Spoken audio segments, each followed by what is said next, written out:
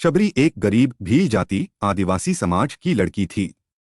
बचपन से ही उसमें ईश्वर के प्रति विशेष आस्था थी, लेकिन समाज ने उसे हमेशा तिरस्कार की दृष्टि से देखा। एक बार उसके गांव में पशुबलि की परंपरा के तहत एक भेड़ की बलि दी जानी थी, जिससे शबरी को बहुत पीड़ा हुई। उसने सोचा, अगर ईश्वर को खुश करने के लिए किसी की जान लेनी पड़े तो वो कैसा ईश्वर है। वह बिना कुछ लिए दिए घर से भाग गई और जंगल में भटकने लगी। जंगल में भटकते भटकते वह मतंग ऋषि के आश्रम पहुंच गई। वहां के ब्राह्मणों और ऋषियों ने उसका अपमान किया क्योंकि वह तथाकथित अछूत थी। लेकिन मतंग ऋषि ने उसे अपनाया और कहा, ईश्वर के दरबार में कोई नीच नहीं होता, भक्ति सबसे बड़ी जाति होती है। शबरी को यह जीवन भर के लिए याद रहा और वह मतंग ऋषि की सेवा में लग गई।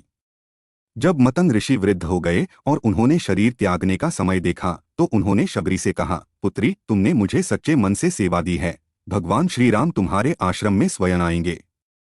इस वचन के बाद ऋषि ने समाधि ले ली। अब शबरी का जीवन सिर्फ राम के इंतजार में बीतने लगा।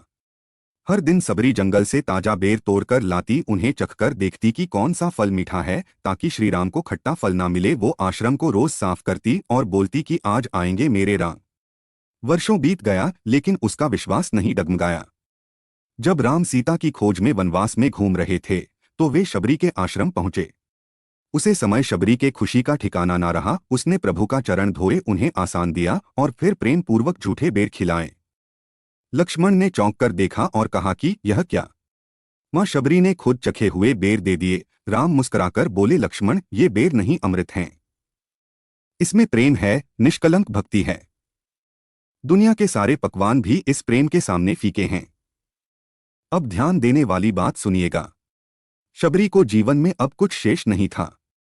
राम ने उसे वर मांगने को कहा। तब शबरी माता ने कहा कि बस अगले जन्म में भी प्रभु आपकी भक्ति का सेवा मिले।